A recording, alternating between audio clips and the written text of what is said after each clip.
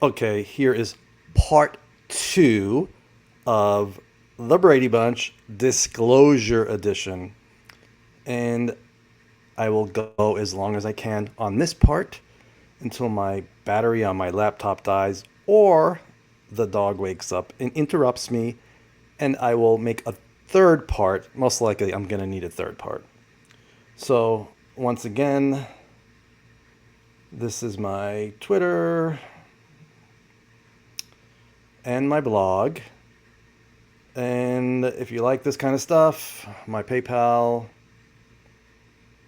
UFOJoe11 at AOL.com, and then Patreon is simple, patreon.com/UFOJoe, and the last one is Vimeo. Vimeo, and then we will pick it up with Mr. Daniel Sheehan. So, he says, okay, we're making headway here. What I'm trying to do is I'm trying to get an understanding of how we can all participate in getting more evidence to Ralph.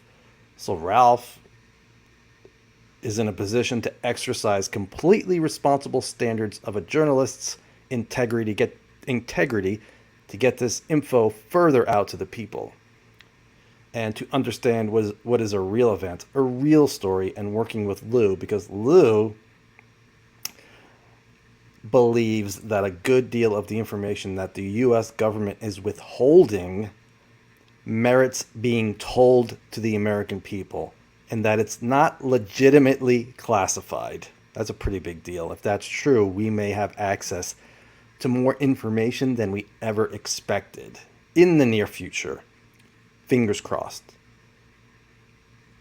And once again, Danny says it's the same thing challenge with the Pentagon Papers. There were 47 volumes, and those were classified, and Danny got to look at those documents. He didn't have a clearance, and the judge went through all of the information, and the judge got to see it, and then the United States Attorney Whitney North Seymour made an argument that that could hurt the national security of the United States, but later on he admitted there was nothing that could irrevocably damage the national security of the United States. So New York Times was able to print all of that.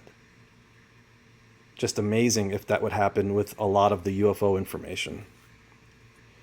And then I have a little summary of what the Pentagon Papers was about, featuring Daniel Ellsberg, who's basically a whistleblower. We need a modern day whistleblower like Ellsberg. And I know Lou doesn't think we need that. I personally think we need multiple whistleblowers to push this along. Otherwise, it's going to take forever. And then again, you never know. Lou says that things are happening behind the scenes, and look forward to the next couple of months. We'll see. I don't doubt that. But for me, whistleblowers are a good thing as long as they're not hurting the national security, not giving our adversaries any information that could be used against us. So Danny says, we need to be careful as far as, getting the information related to the classified annex of the UAP report, the 180-day report, because we don't want to stop the flow of information that's going to the Senate Intelligence Committee by having any illegitimate revelation of those. I think we need to be extraordinarily careful, those of us who are all interested in getting this done. And then Blumenthal jumps in. Ralph to the rescue. He goes, Danny, let's give Marshall his say. Come on.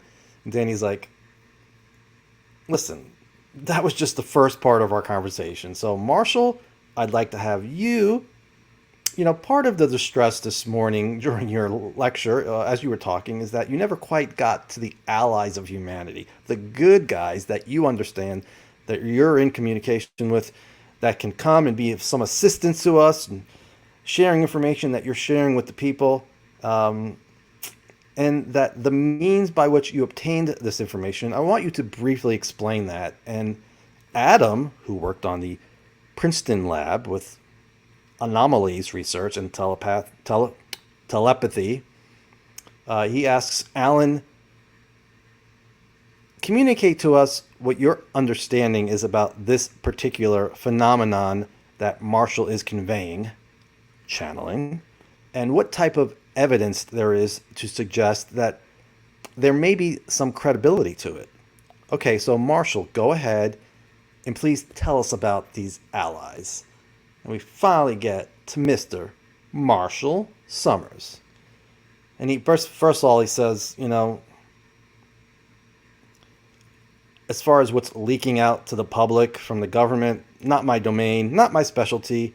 I don't know what the government has or doesn't have. I'm sure they have a lot after 50 or 60 years of secrecy, but I don't have any intuition or insight into how much they do or don't know. But either way, they're kind of condemned either way, because if they don't know, then they look pretty stupid. And if they do know, who can hear it? In other words, it's classified. Only a small amount of people have access to that information. But Marshall says for him, he was encouraged to receive a communique, and he really didn't want to do it because his work is usually in the spiritual and religious realm. And I didn't want to get into this business, UFO business, partly because my wife's brother was involved in it earlier, and it really had a damaging impact upon his well-being. And he saw things that just didn't fit his reality. He was an assistant, and I'm just making sure my audio's going. So his brother-in-law was an assistant with George Van Tassel at Giant Rock. And he's one of the earlier contactees. And he was there full-time, his brother-in-law, and he finally had to leave. He was given a choice. They told him, either you go deeper into this, which if that happens, you're going to have no public identity, no normal life, and no access to just about anybody, which seems a little cult-like. Or you should probably bow out now because you're hitting a threshold where you're going to have to make a choice. And apparently there was an offer to his brother-in-law to go elsewhere, and he took that offer. That's really interesting, and I have some links to the George Van Tassel Integratron information, which I would like to go to one day just for the hell of it. It's in I think it's in Joshua Tree, California, probably like 4.5 hours from here. So Marshall continues, I've been reluctant because I've seen this, UFOs, is a very messy and confabulated and repressed area of information, but nonetheless, I was asked to receive this by a spiritual force that said, we want you to receive these beings. And they actually did give me a small message, actually on my honeymoon, which I didn't appreciate, in 1983. And that message just said, hear us, hear us, hear us, we have a message. But they didn't come back until 1997, when I was in a much better position. I had written Greater Community Spirituality, and I was interested in the realm of theology and the universe. And I mean, that's been a real focus of mine. So I began to receive these briefings after much resistance. I'm surprised at how much resistance I had, because I always thought of myself as being open to truth from whatever source, right? Well, I really wasn't open to truth from this source, but I did finally acquiesce and began to receive the first parts and the first of the 4 Allies of Humanity briefings, but from a very distant voice, very far away. No physical presence, no physical engagement, no craft, nothing appearing in my room, nothing splendid or exotic or anything. Just this communication. And so I recorded it as it was coming to me. It was written out and is now available in the form that I received it. What I want to say about this is that we're losing time to deal with this. We're losing critical time. I mentioned 4 fundamental questions in my talk this morning, and we're stuck on the first question. Basically, the first question is what's going on? And the answer, we have unknown objects of unknown origin operating with impunity all over the globe, especially in, restricted airspace. And That's all we know. That's the first question. We don't know anything else. If there are people that know anything else, we don't know about it. It's locked up in black programs. And I've read a lot of channeled material in my life back in the day when I first got into this. Cryon, You Are Becoming a Galactic Human by Sheldon Neidl. I read the Book of Ra, The Law of One, which I read book 2. And I think I read a couple of others. And then I realized, you know what? All of this information contradicts each other. It's all different. So I was like, no more channeling. And then I saw this conference and Marshall Summers. I started to listen to some of his interviews. And I'm like, you know what? Some of this resonates with me. So I'm open to hearing more from Marshall Summers. So he continues. He goes, right now something needs to break somewhere. And I don't think it will be through the New York Times. And I don't expect Ralph for you to be the vehicle for it or anything like that. And meanwhile, there's so much disinformation going on about this amongst the people on the internet. It's shocking. To me, it's very shocking. And I think much of it is unbelievable. And some of it is downright dangerous. And I'm pretty sure he's talking about the idea that these are our space brothers and we need to communicate with them and have open contact and welcome them in and get technology from them to change our lives and our planet. And he does not think that's a good thing. He says, my concern is that we really don't have any basis for evaluating a foreign presence in the world today. And that foreign presence would be multiple ET groups, according to his channeling. He goes, because we have no idea what is going on in life beyond our world. Basically, yeah, all the information we have is in front of us. We don't get to see what's going on in space, beyond space, outer space, and, other planets. We have no idea how things work in the galaxy, basically, is what he's saying. So what rules are in place? No idea. How are, other intelligences, what are they allowed to do? What are they not allowed to do? What can they get away with? Once again, no idea. And that's his point. He goes, everything we ascertain is from our ground position, from a human perspective. And as a result, I make no claim to understand ET intelligence. I don't think I would even presume to do that. Nor do I think that they're part of my spiritual cosmology or that I assign to them spiritual causes or anything like that. And by them, he means the allies of humanity. And that's good. It's like, for him, it's just information. Here you go. If it resonates with you, great. And if not, great. And I know I've listened to earlier interviews he's done, and he's been a little more, confident that his message is 100% true. Here, when he was pushed, it was good because he's open to it not being true. It's just information, and we need some way to verify it. Right now, we don't have that. Maybe if we had access to the black budget data, maybe some of that could show us that, hey, maybe Marshall Summers is right. Or maybe Marshall Summers is wrong, but we don't have that. Does Lue have access to any of that? I don't know.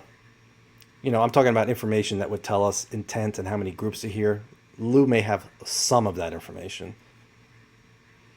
And Marshall continues, he thinks the Allies of Humanity briefings are a form of disclosure. It's basically what you need to know about who is in your world, why they're here, what they're doing, and what their ultimate game plan is. And that's what comes through in the briefings, which I have not read. I have read some of them, and I've listened to some of his interviews. He goes, and here's what you need to know about your local universe that gives rise to this intervention, and what supports it and what limits it, what dictates what it is able to do and not able to do in the realm of greater things that we have no information about. So if all we have to go on is physical evidence on the ground or sightings in our sky, I think we only have a very small piece of the puzzle, maybe 40%. So we can answer the first question, but beyond that, why is it happening? Why does it, what does it mean? How do we prepare? Well, we don't know. We go to the government for answers, and they don't give us any answers. And then Shaney Danny Sheehan says, let's try to be clear, Marshall. Who is it that you understand is communicating this? Let me try again. Let's try to be clear, Marshall. Who is it that you understand is communicating this information to you telepathically? Who is that group? What is that about? And Summer says, well, they claim to be a group of 7 individuals from 7 worlds who have been observing the alien intervention. I call it an intervention on our world. And these beings can report on the activities of these other beings who are here. So the allies are reporting on the alleged group or groups of ETs that are on our planet and basically milking it for all it's worth, using its resources, and we are one of the resources according to this channeling, and the allies are telling us what's going on, telling us what the bad guys are doing, and not necessarily bad guys as in evil, but the ones who are here for selfish reasons. And so they can tell us what's going on because the groups that are here, it's an expeditionary force. This is not a big military force. And it appears after 70 years of being here, they're laying the foundation for something else to come, and they're doing many other things that I mentioned in my talk this morning. I will transcribe his talk too when I get it. I don't have access to any other lectures right now. So I had to sit with this for a couple of years, he says, really, before I even knew what to do with it, because I can't prove to you my source is real or authentic. I can't prove to you its authenticity. It's only the quality of the message itself and its coherence with what is observable on the ground. And my own sense of, I think this rings true to me, but I don't know why. I'm not in a position to say what is true about life in the universe and what is not. But this is a message that I'm tasked to take out to the world, to translate into many languages. So people have an opportunity from a citizen standpoint, this is kind of a citizen's initiative, if you will, to look at this from a certain level of practicality and feasibility, based upon what we know from what we have learned here from life on Earth. And he takes a break, and Danny Sheehan jumps in and says, as Lou pointed out, legitimately, and Ralph has too, and I do, as an attorney, we need to know more about the source of this information in order to evaluate the credibility. Setting aside with Adam, which we'll address in a second, the claim that you're receiving this information telepathically, we'll address that separately. But the nature of the source of the information, you say, are 7 individuals from different planets, different star systems in our galaxy. Are they from our galaxy, you think? And Marshall Summers says, that's what they say. Let me share some other information that I think bespeaks their intent as being neutral observers. He's talking about the allies. One of the things, and I'll say the allies are the ones helping us, and the intervention folks are the ones who are pillaging the earth, taking all that they can get. One of the things the allies say at the beginning is no one should be visiting your world for any reason because humanity is not ready for contact. It doesn't have human unity, species maturity, or any kind of preparedness for this event to happen. So all I can say, and species maturity, come on. Kim Kardashian has 70 million followers. Lue Elizondo has, I don't know, 10,000 maybe? Yeah, no big deal. We have our priorities on this planet aren't screwed up at all. And as far as, imagine some race coming down and saying, okay, who represents your planet? We have no representative. We have, we battle, we have adversaries. So that's what really rings true to me. So, another thing, I'm not sure if he mentions that in this lecture. I don't know if he mentions it. He mentions it in other lectures. He says that there were positive groups who had good intentions for humanity They were here, but then they pulled out and left. So it would become clear that whoever is left, they do not have our best interests in heart. Otherwise, if it was different groups with different intentions, like positive and negative, you would have no idea who is who. We don't know. We're humans. How the hell am I supposed to tell that craft is a good guy? That craft is, sucking resources from the earth and really doesn't give a crap about humans. So according to the message, the claim, the good guys left, and so now it's pretty easy to discern whoever's left here, they don't have our best interests at heart. So they say no one, and this is the Allies, no one should be visiting your world for any reason because humanity's not ready, we're not mature, we don't have a leader, we're not united. And then Danny gets on his case a little bit and says, that's telling us more about what it is they're saying. What I'm trying to do is I'm trying to put myself in Lou's shoes and Ralph's shoes and my shoes as an attorney and saying, quote, the source that you're talking about, what have they told you about who they are and what their reason is for knowing this information?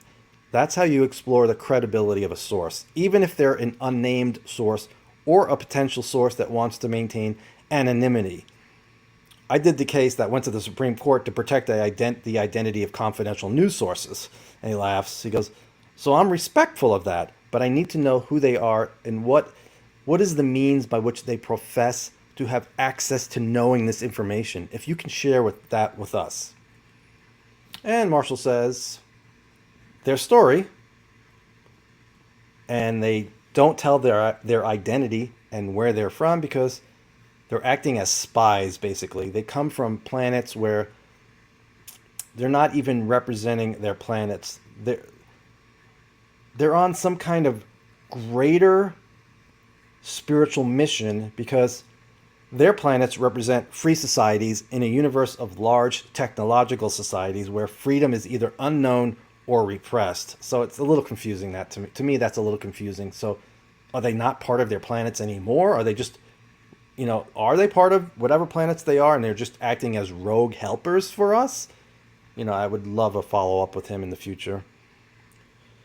And Danny says, are they all in our galaxy? And Marshall says, yes, this is our local space. This is local space. So I'm telling you the story they tell me, okay?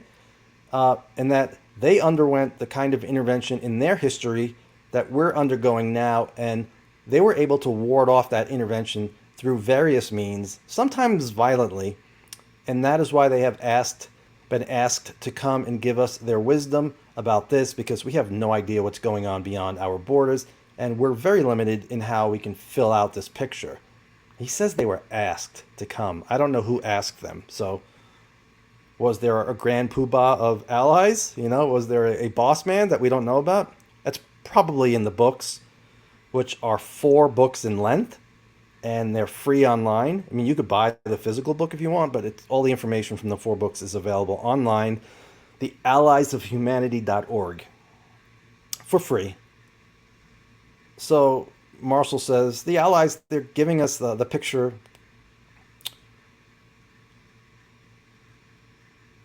They're giving us the picture, and that is what they're there and what they're here to give us. They've never visited our world. They have no plans on establishing relationships with us because they say we're far too immature to engage in contact successfully, and that no race who would ever be an ally of humanity would try to do what is occurring in the world today. And Danny asks if they're capable of interstellar space travel, and he says, well, if they come from different planets, I would assume so.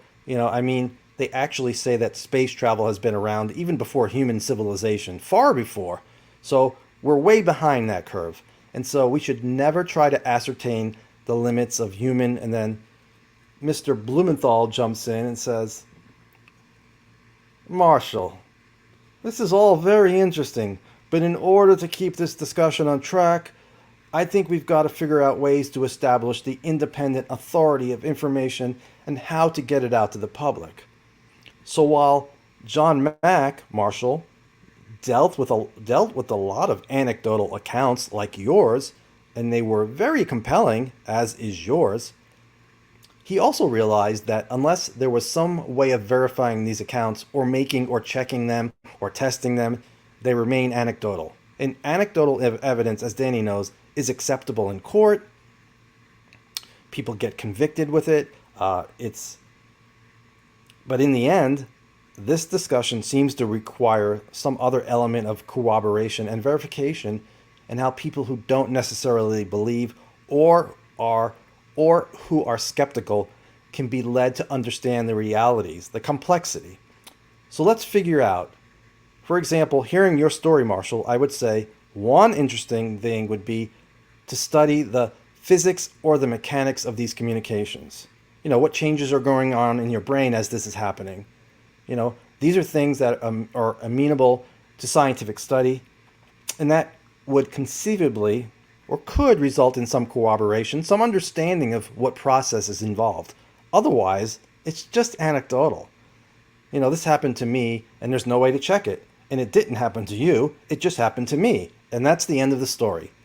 So to get beyond that, we've got to figure out a way. We found out with UAP, they were caught on radar and thermal imaging devices and FLIR cameras. So now we know they exist. So it's not an anecdotal story anymore at all. And Danny changes pace a little bit and he says, let's go to Adam. Adam, without putting you on the spot, and Marshall, you could see what I'm trying to do. I'm trying to bring the tools we have as journalists and as professional investigators like Lue and security people, to bring in some additional type of potential insight into this. Adam, what can you share with us about the areas that you studied at Princeton that can help shed some light on the very question that Ralph has asked? What is the mechanism by means of which this may have happened? And by this, he means information telepathically channeled to Marshall and he received it. So how would that even work? What is the mechanism? And then we finally get to Adam Curry, who worked at the Princeton lab as a kid. Or at least he was there. I don't know if he worked there. Adam says the requirement for something like empirical evidence behind the anecdotes is very important. Of those issues that were grappled with by the laboratories of which I was a part, I was fortunate as a teenager to have mentors of Robert John, who was the dean of the engineering school at Princeton and founded the PEAR Lab, which is a consciousness research organization. And Edgar Mitchell, who was the Apollo astronaut who founded the Institute of Noetic Scientists. Both of those men had reached the height of their technical career very early in life, actually in their 40s. And both of them, from this vantage, had come to see that something was missing. Each of them had also had a transformative experience that compelled them to investigate ways in which we can scientifically verify anecdotes, such as what Mr. Summers is discussing. In the case of Bob John, he created a laboratory to look at the ability of consciousness to do things outside the body. So famously, he was involved in the early remote viewing research with Hal Puthoff and Russell Targ and those guys, but he's perhaps best known for the work with the random number generators. So it's basically a physical system, physical equipment that converts fundamentally random physical processes into a string of ones and zeros. So for example, you could think of it like a coin flipper. It's flipping ones and zeros in a long string. You can ask somebody, using their attention, to attempt to nudge the outcome of the random number generator, more towards ones or more towards zeros, whatever the person is choosing. And it behaves that way. There's an easily measurable, statistically significant outcome in most cases that corresponds to the direction of the intention. So that suggests that consciousness is more than just an illusion of the brain, but that it is somehow connected to the fabric of physical reality through space and time in ways which we're still trying to understand. Edgar Mitchell was involved in a lot of similar work through the Institute of Noetic Scientists, and Dean Radin continues to explore telepathy, clairvoyance, the ability of humans, in this case, to communicate ideas. So just back to the random number generator. Basically, yeah, it flips a coin, and you would expect it to come out 50% heads, 50% tails. It's not saying, it's using ones and zeros, but it's the same thing. 1 or 0 versus heads or tails. Same thing. You would expect 50% ones, 50% zeros. But then you tell the person in the room or wherever, say, I want you to focus on ones. And at a statistically, what's the word? Basically, statistically significant outcome occurs where it happens there are more ones than zeros, more heads than tails. It should be 50-50, but these studies, I don't know if it's 52, 53, it depends on how many trials you do. If you do a million trials, and it comes out 53% heads, 47 tails, that would be statistically significant. I mean, if you only did 10 trials, and it was 7 heads and 3 tails, yeah, big deal. It's only 10 trials. You try to get as many trials as possible. I don't know how many trials have been done, but it's been a lot. They've been doing this for decades. So Adam says, and basically, yeah, the human consciousness is supposedly affecting these random number generators. Also, something called the Princeton eggs. Same thing, 1 or 0, and for some reason, when a large portion of the globe is doing the same activity, for example, if they're watching the Academy Awards, those random number generators become less random, So it seems like group consciousness does have an effect on the physical world. And there also was a buildup to 9/11 on those devices.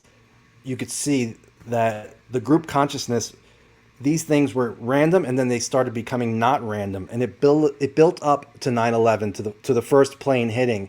Why that happened before, we were anticipating, as on a subconscious level, something was about to happen. I don't know, but you should definitely check that out. I will try to link to that also in the blog. Interesting, but yeah, it definitely appears that humans can affect physical objects, random number generators, with just their consciousness, just by thinking about it. So Adam continues, the cumulative database of the Princeton results over a couple of decades has odds against chance of 1 in 10 to the 12th. And I'm not a statistician, but I would think that's a very large number. And he says there was a recent meta study of 1,003 peer-reviewed papers, over 1,000, just over 1,000 peer-reviewed papers on psi phenomena, the abilities of humans to operate in these capacities. And I have to get confirmation from him on these numbers, because he says the odds against chance of which were 1 in 104, which doesn't seem that large. But he says, to put that in perspective, science estimates that the number of atoms in the known universe is something like 10 to the 84th. And once again, not a statistician. That doesn't make sense to me. But he says both the Paralab and the Noetic Sciences Lab both succeeded in showing that these types of abilities of consciousness, psychokinesis, telepathy, these things are very real. It succeeded in showing that through rigorous scientific means, It succeeded in showing that through rigorous scientific means. It wasn't easy to do that. Where both of them were less successful is in developing a framework for explaining them. If it's real, the question becomes, what is the mechanism? And they were less successful still in telling us what to do about it. In other words, all right, what does this all mean for humanity? What's the next step? I'm going to take a break to drink.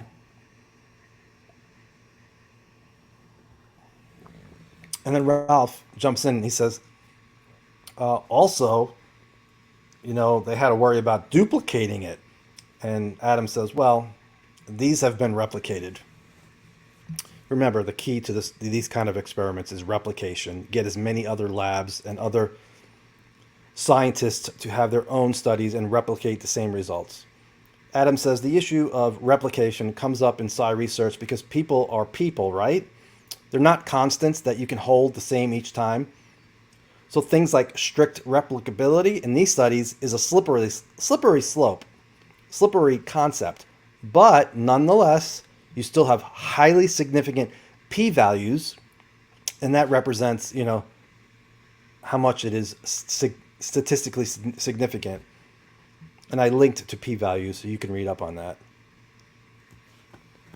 The information did not ultimately tell us much about how to deal with received information of the subjective side, like Mr. Summers experienced.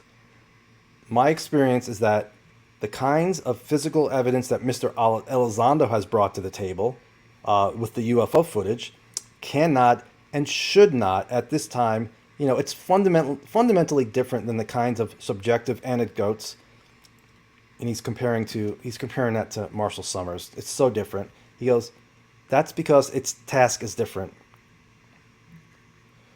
This is information, the UAP videos, that the whole world is watching, that is meant to create an opening for understanding and accepting these phenomena on behalf of the general public.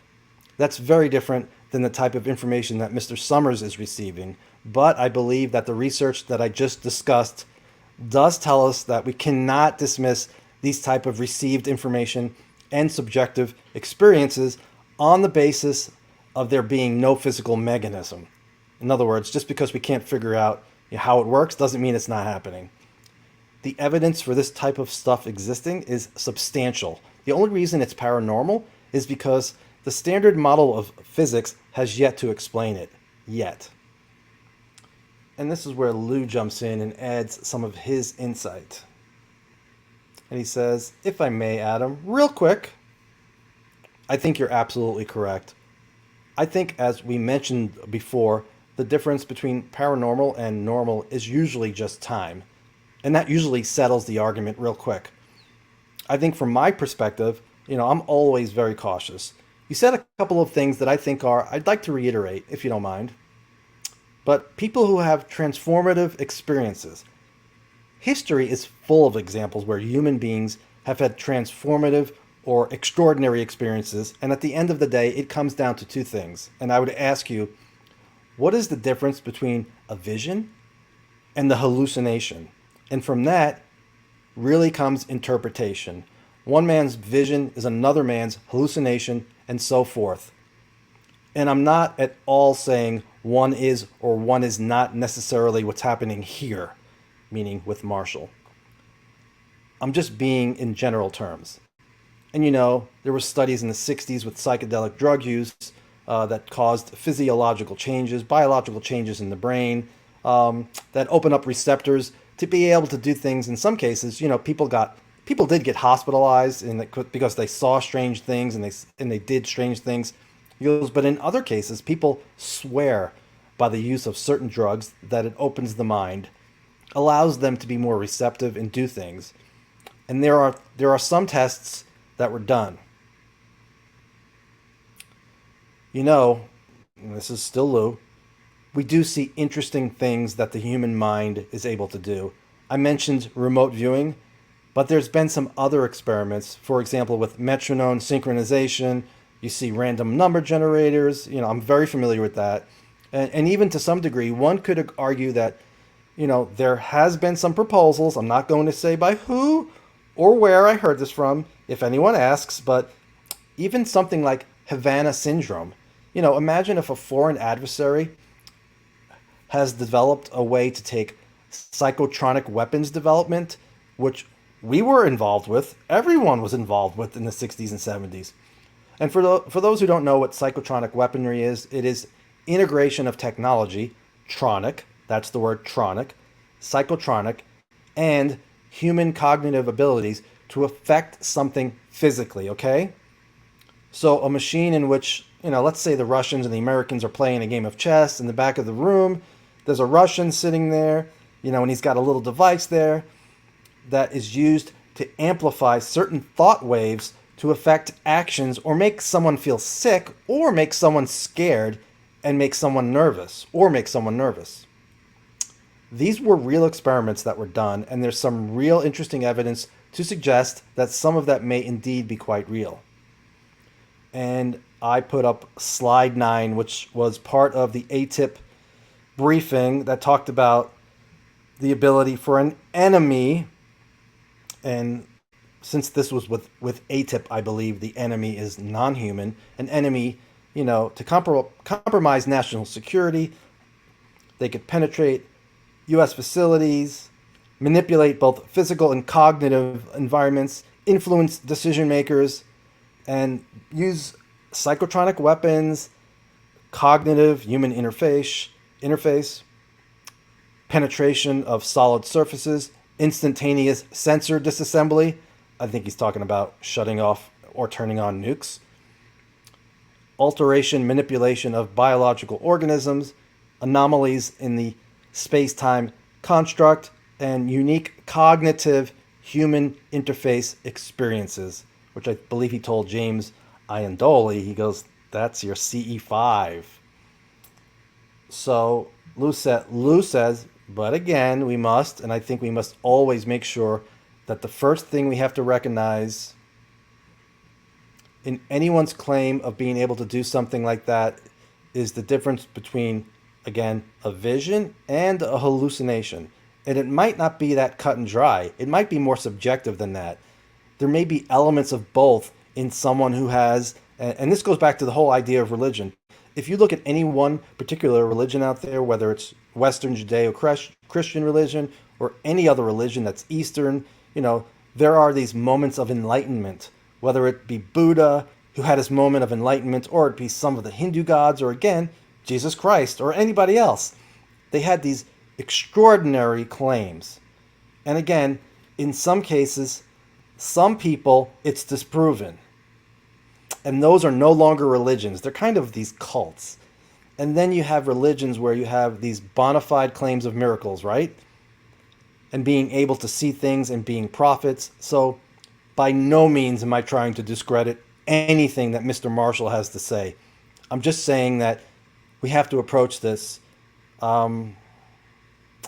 Marshall used the words, two things. He said he received a message from someone, and by the way, sometimes I'm pretty good about, I think I fixed most of my typos, but sometimes there are sentences that just end. So when someone is speaking in person, sometimes it's just how it is. And Danny Sheehan is the worst at that. Sorry, Danny, but he'll have a run-on sentence, and then in the middle of it, it'll change who he's talking to, and sometimes it's really hard to follow with written word. I tried to change it and edit it so it's clearer, but I tried not to change much. So Lue continues. He says, Marshall says he received a message from someone from a very far distance. Well, if you don't see the individual, my question is, what are you using to make that determination that something is either far or near or in between? Is it an emotion? Is it a sense that you're feeling? Or is it an actual vision? He says he didn't see him, so please, I want to hear this, Marshall. And Marshall says, okay, this is good. Well, my work has really been about angelic contact. So my mind, and Lue says about angelic contact. Lue says, which, by the way, I'm not arguing, just for the record. All right, that's a little strange to me, because if you're arguing the source of the other information where he is channeling the allies of humanity, why would you not argue the angelic content? How do we know it's... And maybe I'm misunderstanding what Lue said there, but I would think you would question everything, even the claims of angelic contact. How do we know it's angelic contact? So you read that when you see the transcript, and maybe you can see if I'm getting that wrong. So, and Marshall talks about angelic contact, and he says, which, by the way, has been a long training for me to even be able to do it, because it's a very remarkable and different use of my mind. And it also creates some health problems for me along the way. But the allies, this was a different kind of communication. I say distant because the voice was very faint, as if you're on a long-distance phone call with somebody far away, and it's not a great connection. So the voice is really like this. And so, I had to really pay it. And by the way, that was me doing Marshall, explaining how the voice is really like this. That's what it sounds like when he hears it in his head. He goes, I had to really pay attention to be able to speak what I was hearing and record my speech. This is not, I'm speaking I'm speaking someone else's voice here. I'm not. I'm just speaking. I think I left out a word. He goes, "This is not." He goes, "I'm not." I think he says, "I'm not speaking someone else's voice here." He goes, "I'm just speaking what is coming into his mind." So he hears it, and then he just records it. It's not like, you're hearing a different voice, like the voice of the extraterrestrial, the alleged extraterrestrial. That would be trance channeling. That's not what went on here. And then Lou says, the distance, that's your interpretation because the signal wasn't clear. And Marshall says, that's my interpretation. This is that it isn't far away. I didn't feel like it was something in my room or nearby, and it was completely different than the angelic thing, which is a real powerful presence that overtakes you. It's not physical, but it's so palpable. And Lou goes, so in essence, is it fair to say that it was just an internal feeling that you had? And Marshall said, it was a voice. Lou says, no, I understand. I understood, but you can't confirm if it was far away or near or anything like that. Marshall says, that was my experience. Lou says, your experience. Okay, so it's a personal experience. You said a small expeditionary force, which I found very interesting because that's my terminology, right? Military. And by the way, at this point in the transcript, you will see 20 minutes picking up at this point, pretty much, of the conference that somebody posted on Vimeo. So Lou says, expeditionary force, that's my terminology, right? Military. And Marshall says, oh, it is? Well, that's how, from what I've learned from them, and as I look at the data, I've been looking at this for 35 years. And I came to this without a lot of pre-conclusions or trying to make this spiritual or trying to confirm my religious views or anything. This was like something I just felt, like, wow, I better know something about this because this could be important. So I sat with this for a long time. I was really uncomfortable with it. In a way, I'm still uncomfortable with it. I'm a pretty reasonable person. I'm not given to fantasies. I consider myself to be actually pretty conservative in the way that at least I live my life. Maybe my views are far out. So this was something given to me with a request to share it with others. And I think its value in that sense has to be based on the merit of its message and how well that corroborates with what we see and know about this phenomenon on the ground. I mean, there does have to be some resonance there. In other words, if he was channeling information that said, you will see purple dinosaurs in your skies next week, and they will talk about how they were created by the fictional cartoon character Barney. It's like, no, his messages are directly related to UFOs, which we know exist, and these beings or alleged beings are claiming to give us information about what the alleged extraterrestrials are doing on our planet. So yeah, it's not just out of left field. It's something we already know we're dealing with. It's just allegedly trying to provide details. And that's basically what he says. Marshall continues. He goes, this is not asking us to believe in something we've never experienced or we have no idea what it is. It's more to speak to the nature of what we're seeing in our skies and oceans and space with information that we could not gain from our own. So basically, yeah, these allies of humanity are allegedly supplementing, giving us the background information about what's behind the whole UFO phenomenon as far as this particular group of extraterrestrials, allegedly. And I will keep saying that because people seem to forget that I have not said anything about me believing this. I find it interesting. It resonates with me. Doesn't mean I believe it. So, Lou says, may I ask you how you have the knowledge that this was may I ask how you have the knowledge that this was a small expeditionary force, not something more robust or elaborate? You used very specific words. And Marshall says, That's revealed in the briefings itself. As far as it being an expeditionary force, that's what the briefings claim. So Lue says, okay, so in essence, it was communicated to you by someone somewhere else, something else, that this is a small group of individuals that are part of this endeavor.